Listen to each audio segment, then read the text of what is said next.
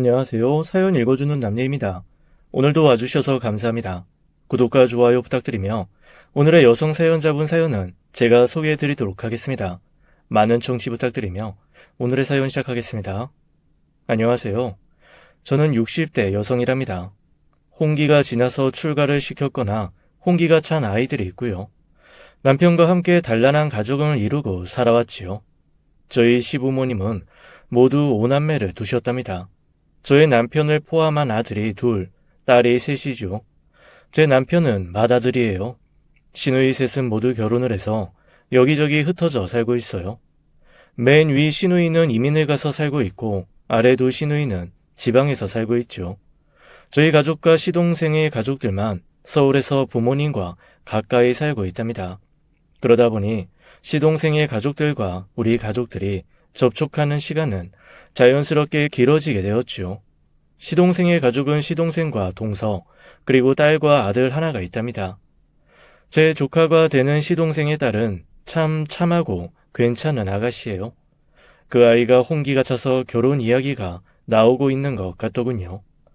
시누이들이 모두 흩어져 살고 있는 상황에서 시동생네 식구들과 우리 식구들이 아무 문제 없이 단란하게 살아왔다면 참 좋았겠지만 한 가지 문제가 있었답니다.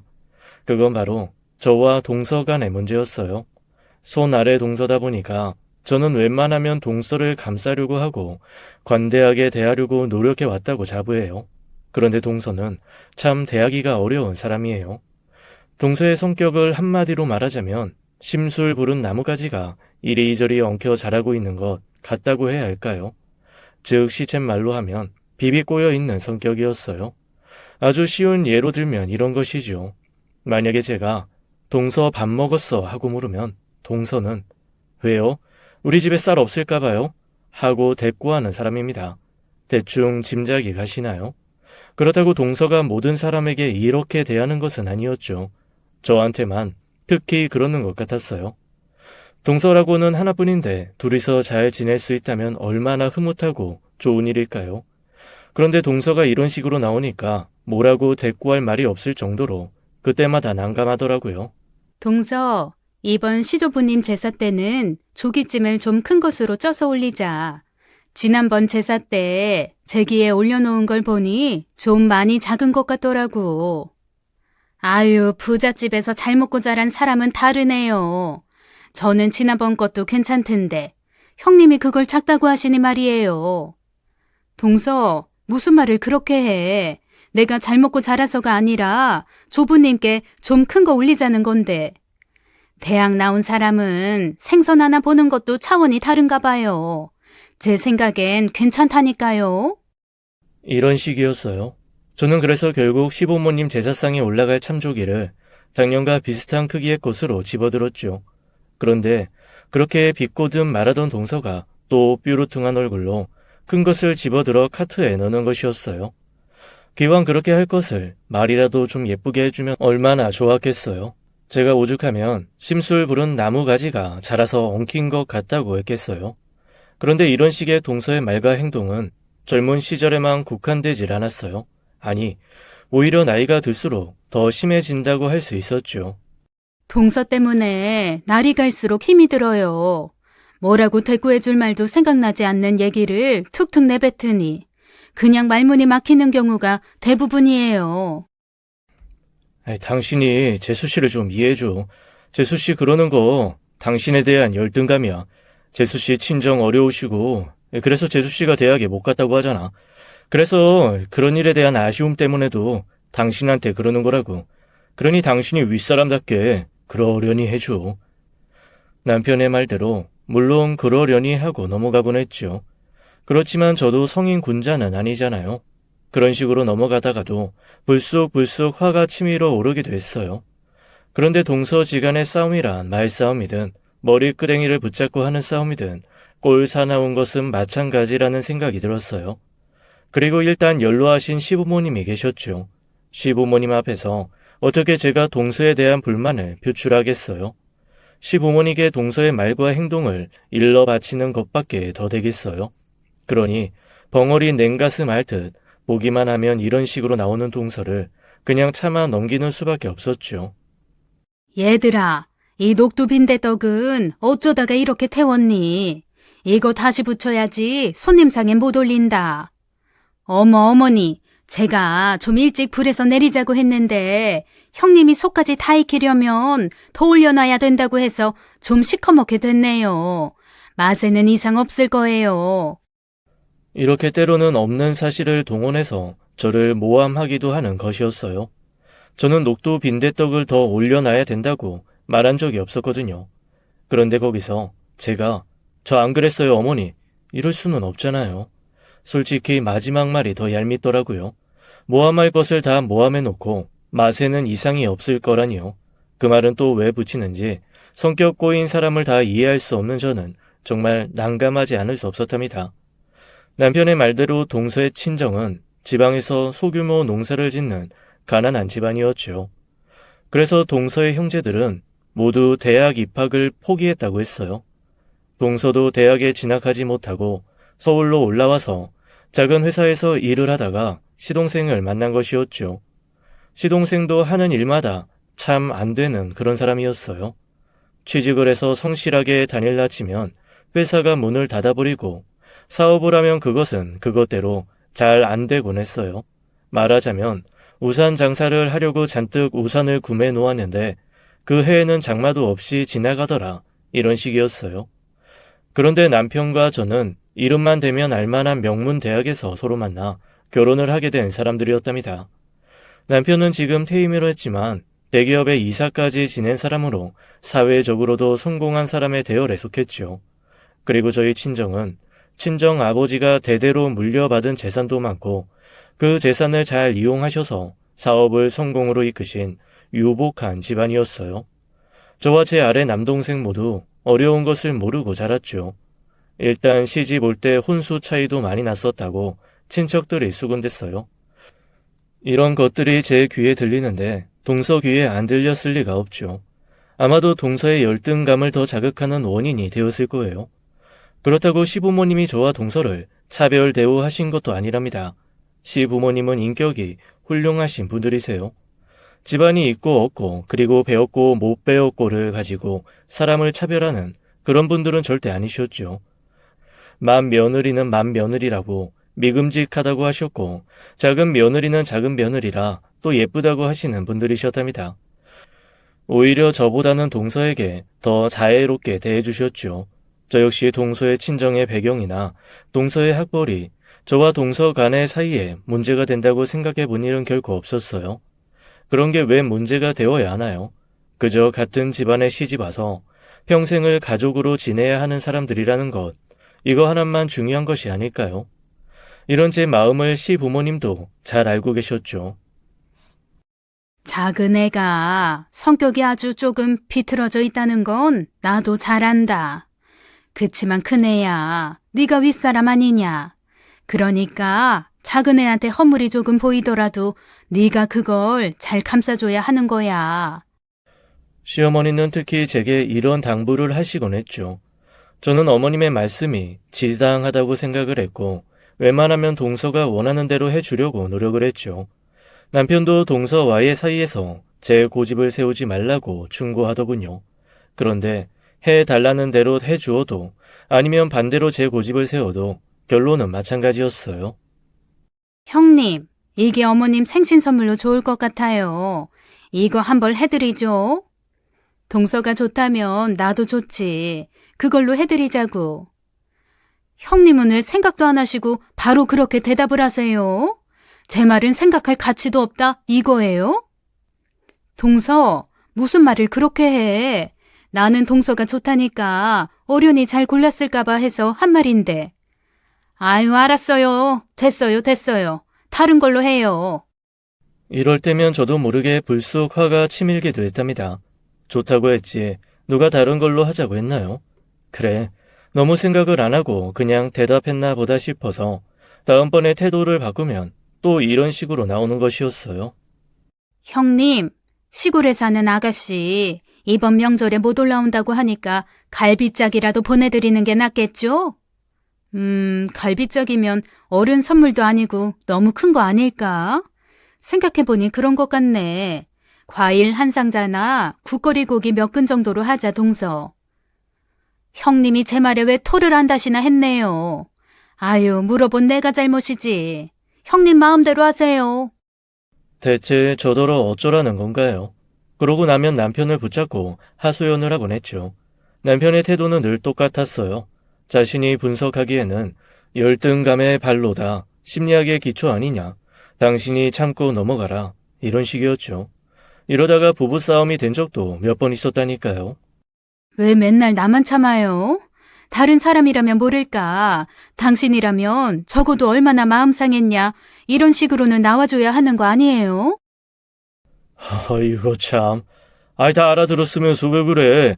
그렇다고 내가 아우한테 네 마누라가 이렇고 저렇고 하니까 단속 좀 해라. 이럴 수도 없는 일 아니야. 자칫 잘못하면 형제 싸움까지 될 수 있는 일이야. 그러니까 힘들더라도 당신이 참고 넘어가라고. 미안해. 이렇게밖에 해줄 말이 없어서 말이야. 남편이 이렇게 점잖게 나오는데야 저도 뭐라고 토를 달 말이 없었죠. 남편의 말이 맞는 말이기도 했고요. 자칫 남편이 한마디라도 끼어들었다가는 형제간의 싸움이 될 수도 있는 일이었어요. 저 역시 그것은 절대로 일어나서는 안 되는 일이라고 생각했답니다.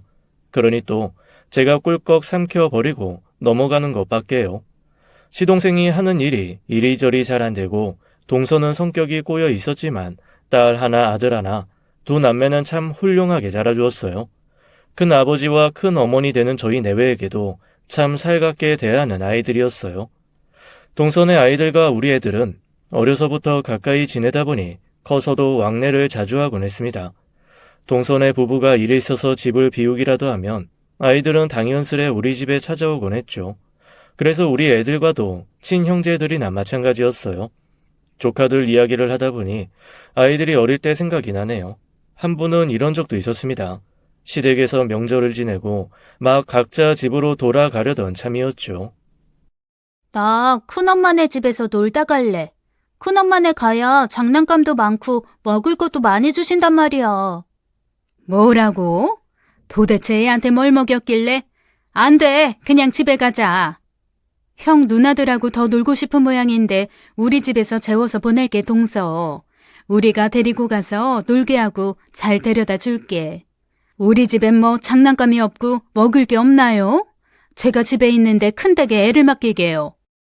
평소에 잘만 아이들을 맡기다가도 무슨 심보가 꼬인 건지 사람 무안하게 한 적도 있었어요. 도대체 무슨 말을 할 수가 있어야지요. 아무튼 이런 식으로 30년 가까이를 버텨왔답니다. 그런데 나이를 먹어도 동서의 이 병은 결코 나아질 기미가 보이지 않았어요.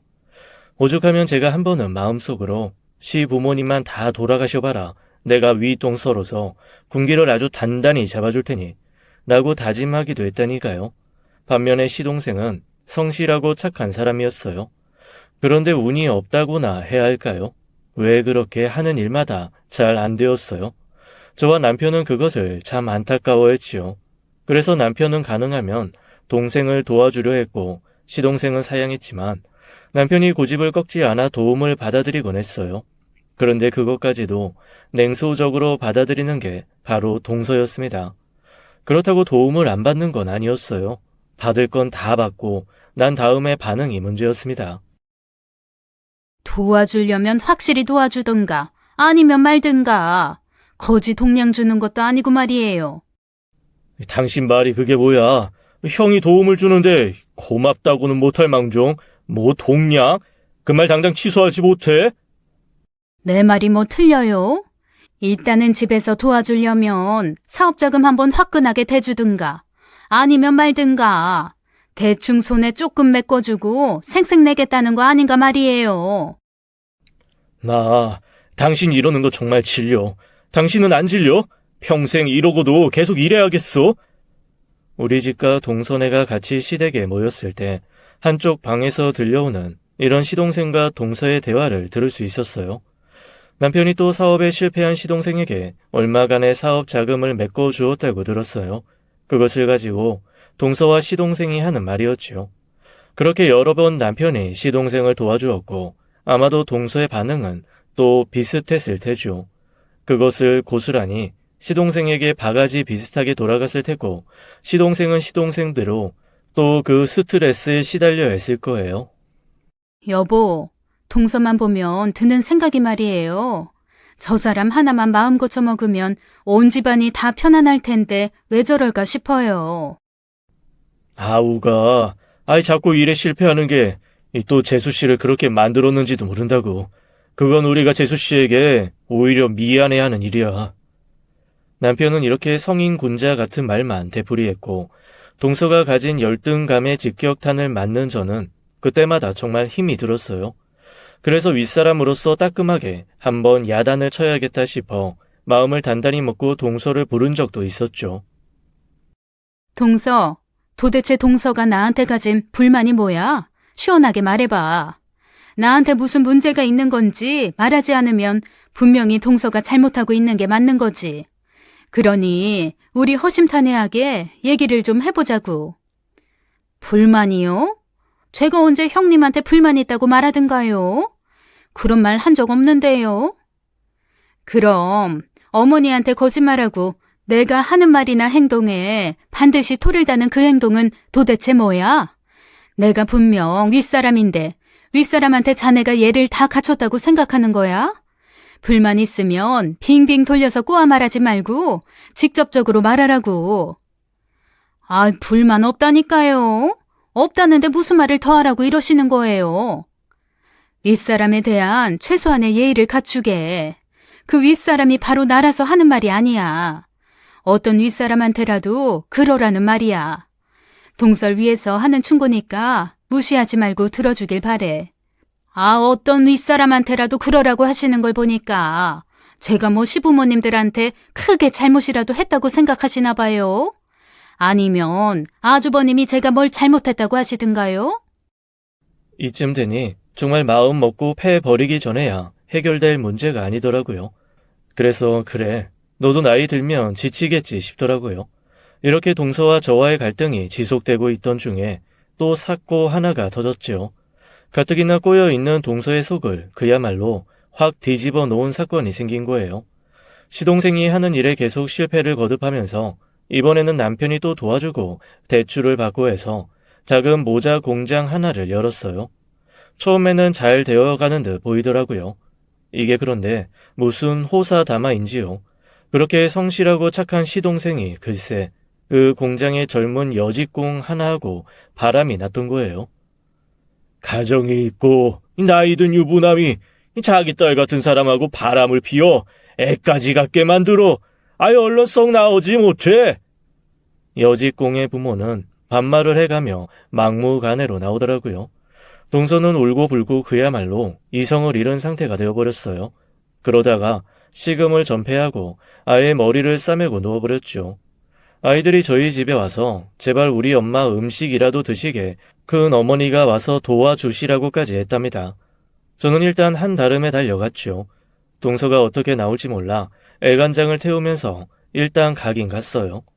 저를 본 동서가 벽 쪽으로 돌아 눕더라고요. 동서, 애들이 정말 많이 걱정해. 애들 생각을 해, 동서. 일어나서 우리 뭐 좀 먹자, 응? 힘들겠지만 동서가 정신을 차려야 일도 수습이 되지.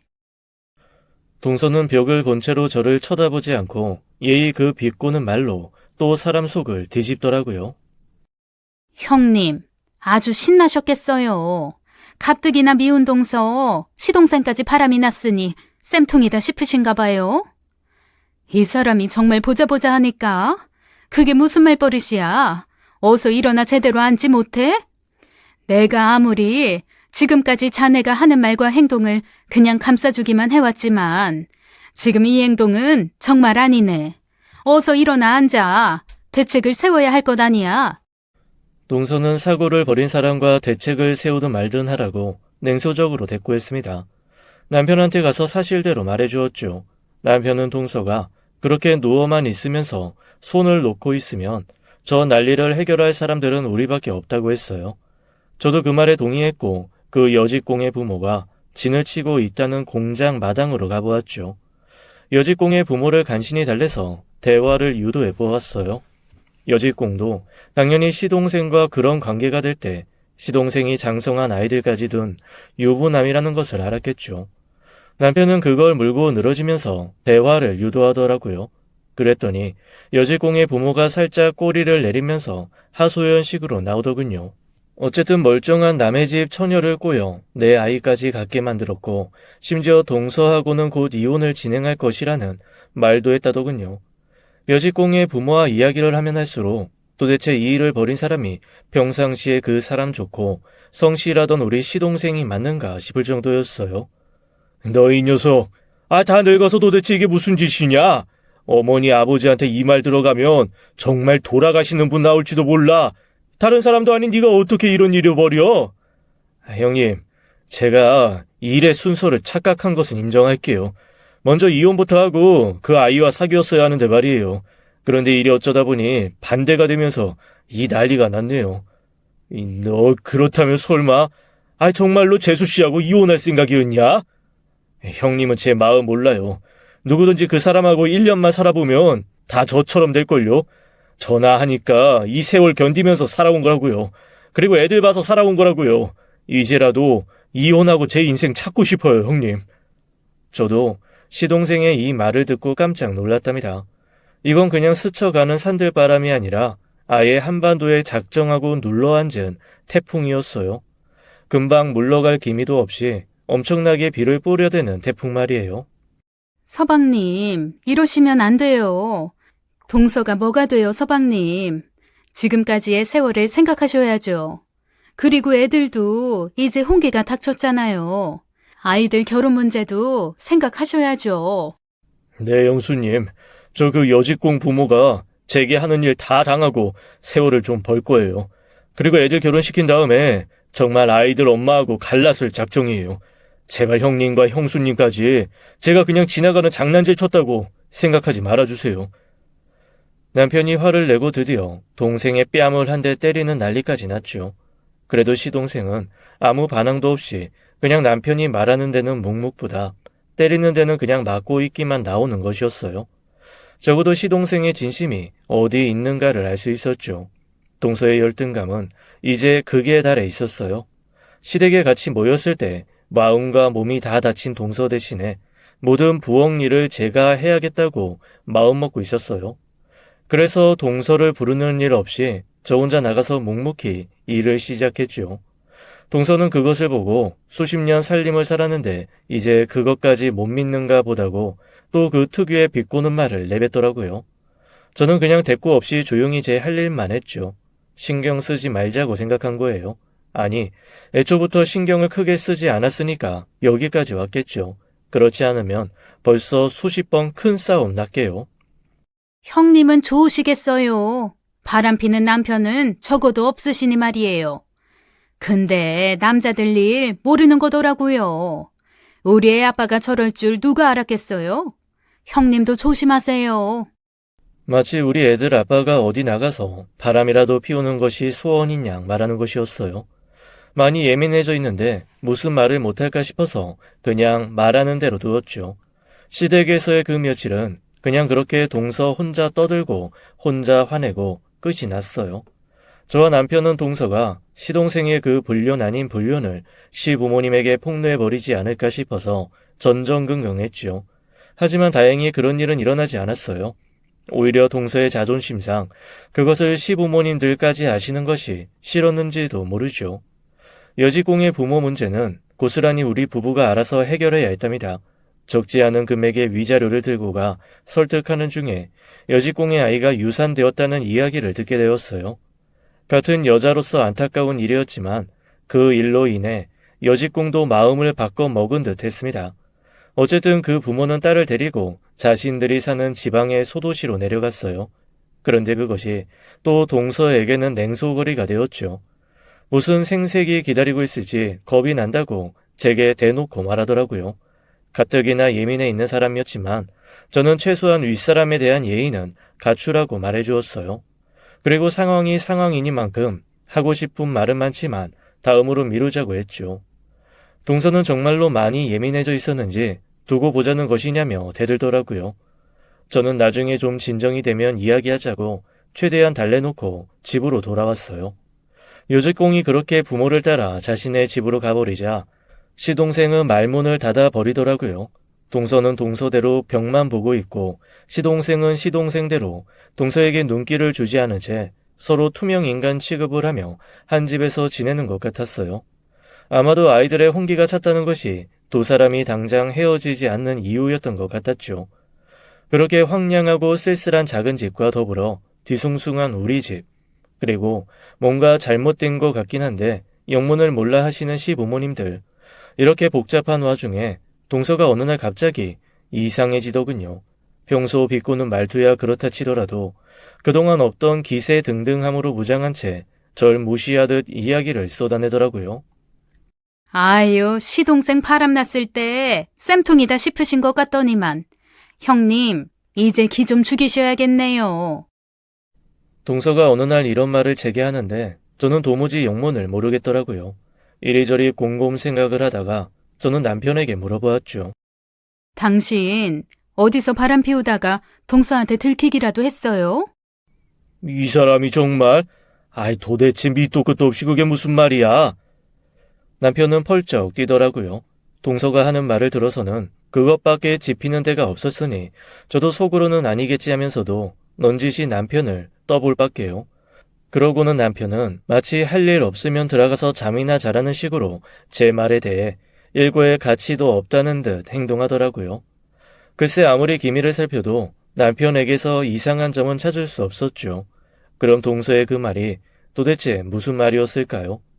아무리 대답해도 알 수 없는 중에 동서가 드디어 저에게 하고 싶은 말을 하더군요. 고명하신 교수님께서 두 집 살림을 하시던데요? 이건 어떻게 생각하세요? 고명하신 교수님. 교수님이라고 불릴 만한 사람은 제 주변에 단 한 사람밖에 없었죠. 바로 제 남동생이었어요. 남동생은 어렸을 때부터 학문의 뜻을 보였고 대학원을 미국에서 마치고 대학 교수로 있었어요. 반듯한 성품과 태도로 많은 사람들에게서 존경을 받았고 우리 집안의 긍지이자 자랑거리였답니다. 부모님조차도 남동생에게 함부로 하실 일이 없을 정도로 어렸을 때부터 될성부른 싹기였어요. 저 역시 남동생의 그 학문에 대한 열의와 성실성을 높이 샀고 대학 교수다운 품성에 비록 동생이지만 존경의 눈길을 보내지 않을 수 없었어요. 옳게 역시 학자 집안의 딸로 동생의 은사님의 따님이었답니다. 동생의 댄데미를 보신 교수님이 딸을 동생에게 주신 것이었죠. 그런데 그 남동생이 두 집 살림을 한다고요? 정말 상상도 할 수 없는 일이었어요. 동서의 말에 기절할 만큼 놀랐지만 절대로 그럴 리가 없다고 동서에게 강변했죠. 동서는 코웃음을 치더군요. 제가 우리 딸 결혼 준비 때문에 강남 명품관에 갔다 왔거든요, 형님. 고명하신 교수님께서 어떤 젊은 여자분과 다정하게 팔짱 끼고 쇼핑을 하고 계시던걸요? 동서는 거의 기절을 하다시피 한 저에게 계속 말하더군요. 저는 동생분 얼굴을 기억하고 있지만 동생분이야 뭐 저같이 미미한 사람 기억이나 하시겠어요? 그래서 안심하고 따라가 봤죠. 그랬더니 어떤 호텔로 둘이 나란히 들어가시던걸요? 아마 동서가 잘못 봤을 거야. 우리 동생 절대 그럴 사람 아니야. 이렇게 강변을 하면서 저는 동서가 의기양양해진 이유가 이거였구나 생각했어요. 그러니까 형님도 그리고 형님 집안도 별 수 없군요. 라는 생각이었겠죠. 그런데 동서는 한술 더 떠서 핸드폰을 열어 사진까지 보여주는 것이었어요. 사진 속에는 분명히 제 남동생이 어떤 젊은 여자와 팔짱을 끼고 호텔로 들어가는 장면이 찍혀 있었답니다. 저는 혼란스러운 머릿속을 정리하려고 애쓰면서 일단 남편에게는 비밀로 해달라고 동서에게 부탁했어요. 절대 그럴 일이야 없겠지만 정말 만에 하나 남동생이 맞다면 그건 우리 친정의 치부가 남편에게 알려지게 되는 것이었으니까요. 동서는 일단 아주 번인께는 비밀로 하겠다고 약속을 해주었어요. 약속을 받고 난 저는 정신을 가다듬으며 애쓰면서 동서에게 이것저것 묻기 시작했죠. 동서, 내 동생을 어디서 봤다고? 처음부터 자세하게 이야기 좀 해줘. 이렇게 뭔가를 휙 집어던지듯이 말하지 말고 말이야. 왜요? 형님 동생의 불륜이라도 캐보시게요? 이번엔 저와 우리 애들 아빠가 가서 해결해 드릴까요? 저는 그래도 포기하지 않고 동서에게 자초지종을 끈질기게 물었죠. 얘기는 간단했어요. 동서가 딸의 결혼 때문에 쇼핑을 위해 강남의 한 명품관에 갔었고 거기서 우연히 동생을 보았는데 어떤 젊은 여자와 같이 쇼핑을 하고 있더라는 것이었죠. 그것도 서로 팔짱을 끼고 다정하게 어깨를 안고 말이에요. 그리고는 두 사람이 명품관을 나왔고 동서가 따라가 보니 어느 호텔로 다정하게 들어가더라는 것이었어요. 명품관의 이름과 호텔의 위치를 동서를 통해 알아낸 저는 다시 한번 남편에게 비밀을 지켜줄 것을 부탁하면서 일단 동서하고는 헤어졌어요. 그 명품관과 호텔을 알려주는 동서의 태도가 의기양양하기 이를 데가 없더군요. 그리고 다음 날부터 저는 무슨 첩보전이라도 벌이듯 그 명품관 안을 이리저리 탐문하고 다녔죠. 그리고 호텔에도 가보았어요. 하루 종일 붙어 있을 수 없는 사정 때문에 며칠간은 허탕을 쳤죠. 남편이 요즘 들어 어디를 그렇게 돌아다니느냐고 잔소리를 하는 것으로 보아 동서가 아직 저와의 약속을 지키고 있다는 것을 알 수 있었죠. 그런데 그 명품관과 그 호텔 사이를 왔다 갔다 하던 중 어느 날 명품관에서 드디어 남동생을 볼 수 있었어요. 정말로 젊은 여자와 함께 쇼핑을 하고 있더라고요.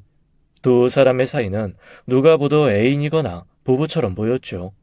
일단 눈으로 사실을 확인한 후에 저는 생각을 정리한 다음 친정으로 갔어요. 그리고 친정 부모님께 그 사실을 알려드렸죠.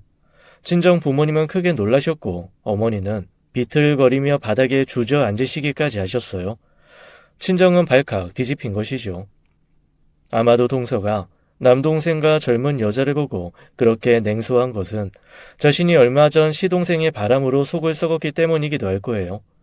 우리 친정의 자랑이자 긍지였던 남동생이 똑같은 사람이라는 것을 알게 된 동서가 아마 속으로 쾌재를 물렸겠죠. 친정에서 조용히 해결을 위한 의논을 계속되었어요. 친정 부모님은 일이 어느 정도 진행되자 눈물을 보이시더라고요. 그렇게 우리 친정은 발칵 뒤집혔지만 동서는 의기양양하게 딸의 결혼 준비에 박차를 가했어요. 그리고 결혼식을 눈앞에 두고 동서와 시동생이 상견례를 준비하는 것 같았죠. 그런데 상견례에 갔던 조카딸 아이가 아직 돌아올 시간이 되지 않았는데 우리 집으로 마치 도망쳐 들어오듯 뛰어들어오더군요. 그러면서 울면서 말하는 것이었어요. 큰엄마, 제발 우리 엄마 좀 말려주세요. 저 어떡하면 좋아요? 예쁘게 차리고 상견례에 갔던 아이가 눈물 범벅이 된 채 이렇게 말하는데 저는 도대체 무슨 영문인지를 모르겠더라고요. 무슨 일인지 천천히 다 말을 해보려무나. 무슨 일인지 알아야 말리든 말든지 할 것 아니냐. 우선 너부터 진정하고 처음부터 차근차근 이야기해봐.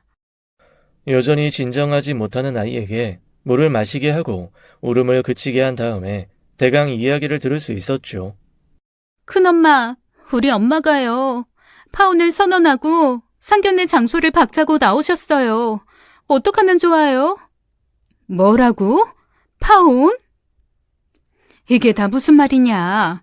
좋은 혼처라고 네 엄마가 얼마나 좋아했었는데 너하고 의논도 없이 일방적으로 파혼을 선언했다는 거니? 조카 딸의 말인즉 그렇다는 것이었어요.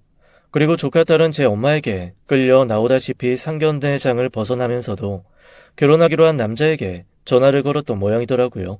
그쪽 역시 동서의 무례한 태도 때문에 매우 분노한 상태라고 조카 딸이 말했어요. 아마 그랬겠지요. 무슨 이유였는지 알 수 없지만 어쨌든 상견례장에서 일방적으로 안 싸돈 될 사람이 결혼을 깨겠다고 했으니 말이에요. 엄마가요. 상견례장에서 밑도 끝도 없이 불륜 저지르는 집안에는 시집 못 보낸다고 갑자기 벌떡 일어서면서 말하시더니만 그냥 만남을 피해버리셨어요. 제발 우리 엄마 좀 말려주세요, 큰엄마. 조카 딸 아이는 저에게 그야말로 애처롭게 매달리다시피 말했죠. 아이는 너무나 가엾게도 충격으로 몸을 떨고 있었어요. 제가 물수건을 준비해다가 아이의 얼굴을 닦아주고 방 안으로 들어가서 좀 눕게 해주었죠. 그리고는 어떻게 된 일인지 알아보기 위해서 아이를 추슬러서 데리고 남편과 함께 동서네 집으로 갔어요. 작은 집에 들어서니 동서가 정말 복잡한 표정을 하고 씩씩거리고 있더라고요. 도대체 이게 다 무슨 일일까요? 동서의 표정은 뭐랄까, 한편으로는 의기양양함이 더 커진 표정이었고, 한편으로는 매우 화가 난 표정이었죠.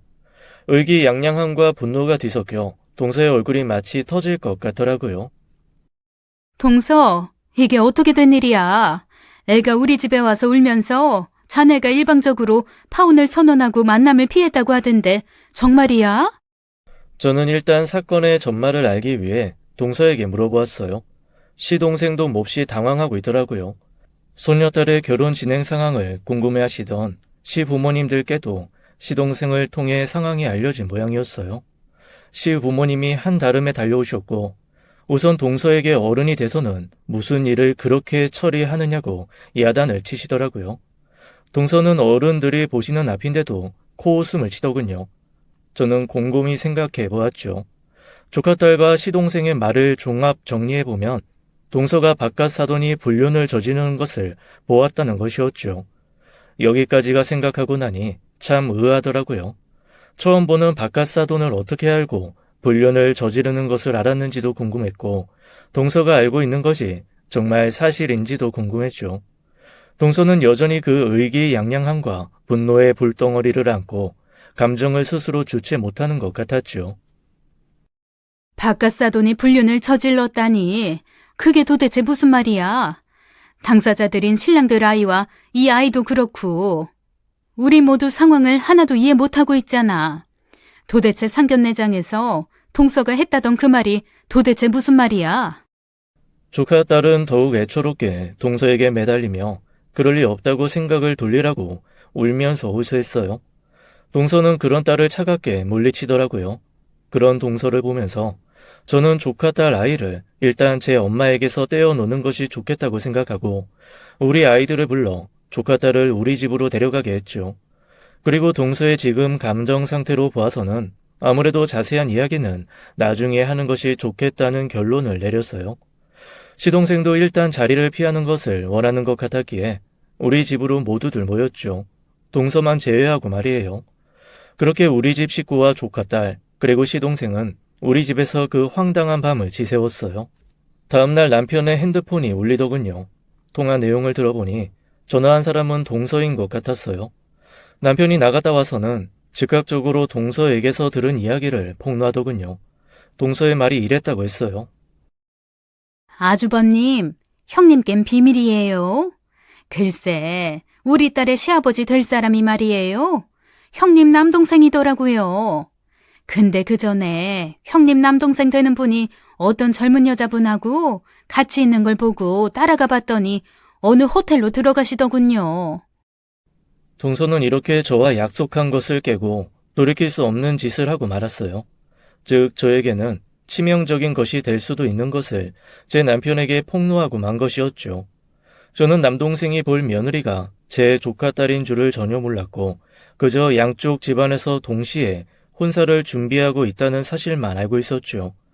그런데 그 상견례장에 같이 나온 안사돈 될 사람은 동서가 보았다는 그 젊은 여자가 아니었다는 것이었어요. 바깥사돈이 불륜을 저지르고 다니는 이런 집안하고는 사돈을 맺지 않겠습니다. 이 결혼은 없던 걸로 하죠. 그러고는 딸을 끌다시피 상견례장을 나왔다는 것이 시동생의 설명이었어요. 동서가 그런 선언을 하자 상견례장은 그야말로 엉망이 되었다지요. 저는 이 일에 대해서 설명을 듣기 위해서 그리고 그 젊은 여자에 대한 설명을 듣기 위해서도 남동생에게 전화를 걸었죠. 누님, 내 평생 이런 불쾌하고 모욕적인 일은 처음이에요. 집사람은 집사람대로 기가 막혀서 일어나지도 못하고 누워있고요. 아니라고 믿으면서도 저를 의심하기도 한다니까요, 글쎄. 그런 예의도 없고 밑도 끝도 없는 사람들하고 저희도 사돈 못 맺어요.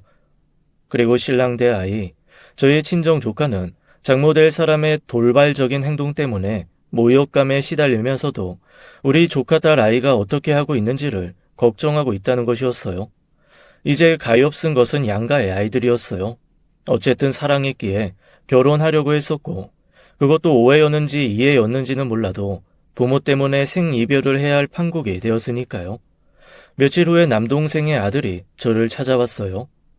고모, 이게 어떻게 된 일인지 아실 만한 분은 고모뿐이신 것 같아요. 이게 도대체 어떻게 된 일인가요? 우리 집에서는 아무도 어떻게 된 영문인지를 모르고 있어요.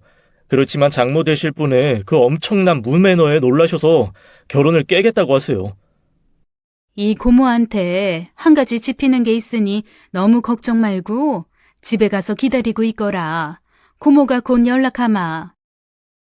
친정 부모님이 곧이어 저를 부르셨고 이 일의 처리를 저에게 맡기셨어요.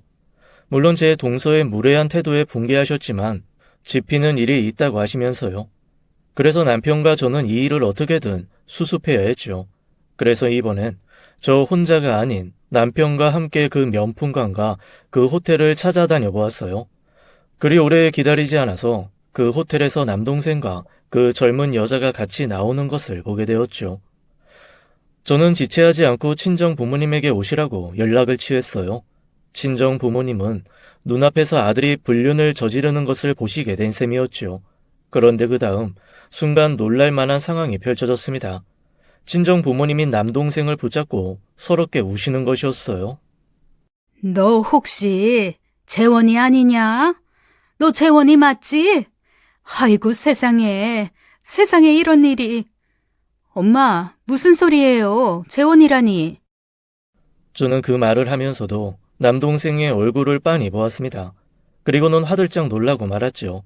제 남동생과 너무나 닮았지만 미세하게 다른 모습.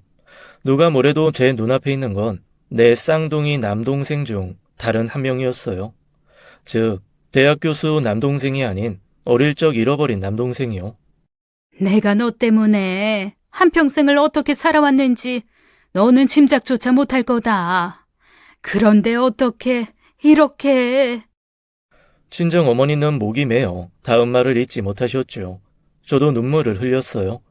저의 친정에는 가슴 아픈 이야기가 있습니다. 제가 어릴 적 일이었어요. 저의 친정 어머니께서 쌍둥이 남동생을 낳자마자 유모에게 맡기셨대요. 친정 어머니가 출산 후 몸이 안 좋으셨거든요. 그런데 유모의 실수로 그중 하나를 잃어버렸던 것이었죠. 어머니는 그 한으로 평생을 거의 앓으시면서 지내오셨어요. 아버지 역시 가슴에 응어리를 안고 살아오셨죠. 그 아이를 찾기 전에는 눈을 감고 죽지 못할 것이라는 말씀을 습관처럼 하셨어요. 우리 집안에 한평생 수건이 드디어 풀리는 순간이었죠.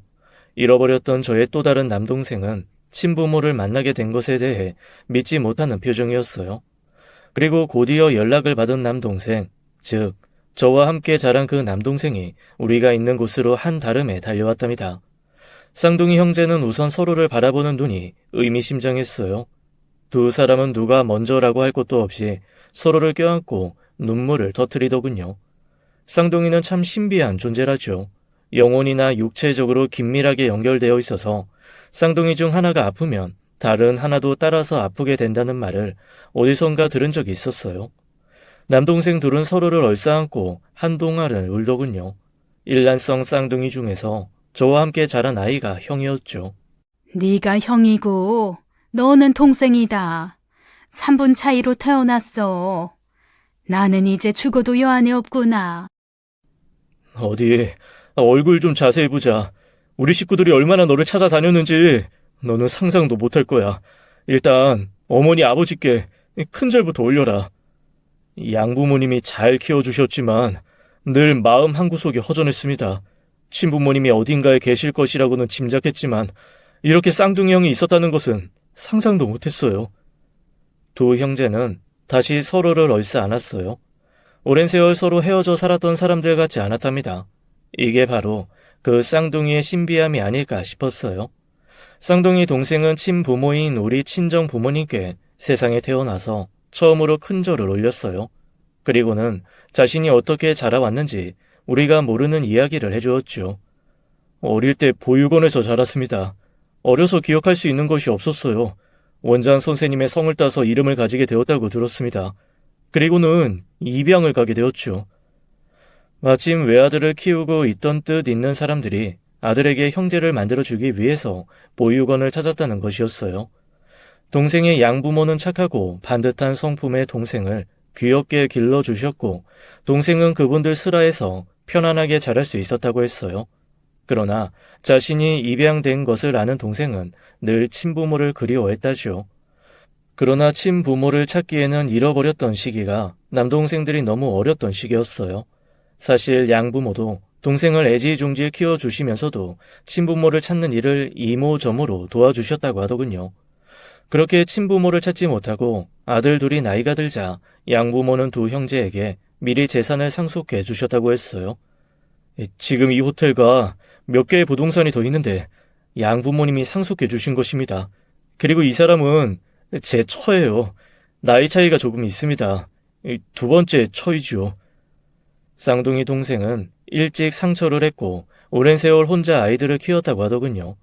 아이들이 거의 장성했을 무렵 자신이 자란 보육원의 기부를 위해 찾아갔던 동생이 보육원 여교사 한 사람을 알게 되었다고 했어요. 그 보육원 교사가 바로 지금 제 처인 이 사람이에요. 나이 차이가 있지만 이 사람은 제 반려자이고 훌륭한 교사예요. 무엇보다 아이들이 제 재혼을 적극적으로 반겼어요. 제가 새로 알게 된 올케 역시 부모님을 잃고 꿋꿋하게 자라 자신과 비슷한 처지의 학생들을 가르치는 교사가 된 사람이라고 하더라고요. 쌍둥이 동생은 눈물을 흘리면서 부모님께 정말 뵙고 싶었다고 하더군요. 이제 많이 연로하셔서 언제 세상을 떠나실지 알 수 없는 우리 친정 부모님. 살아생전에 그토록 그리워하며 찾으셨던 쌍둥이 중에 한 아들을 결국 찾게 되신 것이었어요. 그러니까 제 동서가 명품관에서 보고 따라가서 호텔로 들어가는 것까지 확인한 그 사람은 바로 잃어버렸던 쌍둥이 남동생이었죠. 일란성 쌍둥이라 아마 얼핏 제 남동생의 얼굴을 알고 있었던 동서가 다른 사람이라는 것을 구별하기는 어려웠을 거예요. 아니, 제 눈에도 구별이 가지 않을 만큼 두 남동생은 일란성 쌍둥이 중에서도 특히 많이 닮은 얼굴이더라고요. 다른 환경에서 자라나긴 했지만 쌍둥이는 틀림없는 쌍둥이였어요. 도저히 친부모를 찾았다는 것을 믿을 수 없을 만큼 기뻐했던 동생 쌍둥이가 자신과 똑같이 생긴 형을 보고서도 친자 확인을 원하더라고요. 아마도 꿈이라도 생각될 만한 일이 일어났을 때 자기 살을 꼬집어 보는 것과 비슷한 행동이었을 거예요. 물론 쌍둥이 동생이 친정 아버지의 친자라는 사실을 현대의 과학이 증명해 주었죠. 이 세상이라는 곳 참 별일이 다 있는 곳이지요. 그런데 제가 겪은 이 사연만큼 역설적인 것이 있을까요? 동서가 그토록 앙숙으로 생각하고 열등감을 가지고 있었던 저였어요. 그런데 저희 집의 평생의 수건이 그 동서로 인해 풀리게 되었으니 말이에요. 동서에게 큰 절이라도 해야 할 판국이었답니다. 동서가 명품 관가 호텔에서 본 사람을 쌍둥이 형제의 형인 저와 함께 자란 남동생으로 오해하고 저에게 당신 동생이 바로 이런 사람이다 라고 기세 등등하게 군 것이었죠. 그래서 상견례장에서 파혼을 선포하고 돌아온 동서의 표정이 그렇게 복잡했던 것이었어요. 이제 우리에게 해야 할 일이 더 남아있었죠. 양쪽 집안의 오해를 풀어주고 두 아이들의 결혼을 애초에 계획대로 진행해야 했죠. 두 아이들에게 무슨 죄가 있겠니? 네가 먼저 겸손하게 처신을 하고 오해할 만한 상황이었다는 걸 받아들이렴. 우리 동서 오랜 세월 동안 물론 내 본인은 아니지만 나 때문에 마음고생 많이 하고 살아온 사람이야. 네가 먼저 고개 숙여주길 바란다. 남동생은 처음에는 아들 앞에서 이유 없이 망신을 당한 것 때문에 여전히 화를 풀지 않았지만 저의 설명을 10분 이해하는 것 같았죠. 동서에게도 찾아가서 자초지정을 설명해 주었어요. 동서는 크게 놀라는 눈치더군요. 바깥 사돈이 바람을 피운 것이 아니라 자신이 본 사람이 쌍둥이 동생이라는 사실을 처음에는 믿으려 하지 않았어요. 그러나 저와 남편이 조목조목 설명을 하면서 동서를 이해시켰지요. 딸이 좋은 혼처를 만났다는 사실을 가지고 제게 크게 자랑을 늘어놓았던 동서의 얼굴에 얼핏 후회의 기색이 지나가더군요. 남동생은 제 권유대로 사돈이 될 제 시동생에게 먼저 전화를 걸어서 상견례장에서 일어났던 일은 없었던 것으로 하고 딸을 며느리로 달라고 정중하게 이야기를 했어요. 시동생은 동서의 행동에 대해서 대신 사과를 하면서 두 아이들을 맺어주자고 했죠. 그렇게 양가의 아이들의 결혼이 신속하게 진행되었어요. 남편과 저는 시동생의 그 태풍 같았던 바람에 대한 일은 남동생에게 이야기하지 않기로 결정했어요. 사실 시동생이 그렇게 바람 피울 때 진심이었다는 말을 듣고 저는 시동생이 참 가여웠죠. 하지만 이미 이룬 가정에 대해서 끝까지 책임을 지는 것이 도리가 아니었을까요? 시동생은 이번 사태로 깨달은 것이 많은 것 같더라고요. 시동생은 무엇보다도 평생을 함께 살아온 자신의 아내를 제대로 이해하지 못한 것에 대한 후회를 하는 것 같더라고요. 그래요. 동서의 다친 마음을 열기 위해서는 많은 사람들의 노력이 필요하겠죠.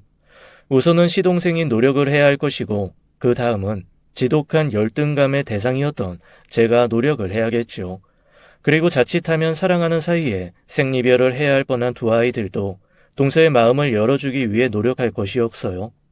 상견례장에서의 그 엄청난 소동에도 불구하고 서로에 대한 사랑과 믿음을 저버리지 않은 두 아이들. 저야말로 그 아이들이 어떤 아이들인지를 잘 아는 사람이죠.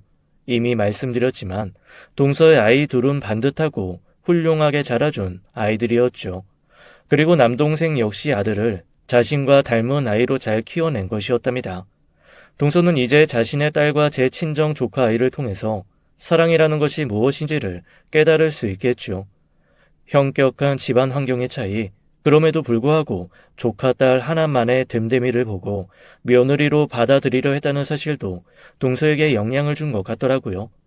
결국 오랜 세월 동안 화해하지 못했던 동서와 저는 마음을 열고 서로를 완전한 가족으로 받아들이게 되었죠. 이제 우리는 다른 어떤 동서지간들보다 살가운 동서지간이 되어가고 있었어요. 정말 기쁘게도 이렇게 남은 인생을 살게 되겠죠. 우리 두 동서가 편안하게 되면서 우리 시부모님도 따라서 편안해지실 거예요. 또한 우리 부모님은 잃었던 아들을 결국 찾으셨고요. 이렇게 양가 부모님은 마음에 걸리는 것이 아무것도 없이 편히 세상을 뜨실 수 있게 되었죠. 지금까지 동서와 저를 둘러싼 우리 시집 식구들과 친정의 이야기를 들려드렸습니다. 들으시면서 좋은 시간 보내실 수 있는 사연이 되었기를 바라면서 오늘의 사연 여기서 이야기를 끝맺도록 할게요. 끝까지 들어주셔서 정말 감사드립니다. 지금까지 사연 읽어주는 남녀였습니다. 끝까지 함께 해주신 여러분 감사드리며 저희는 다음 사연으로 돌아올게요. 감사합니다.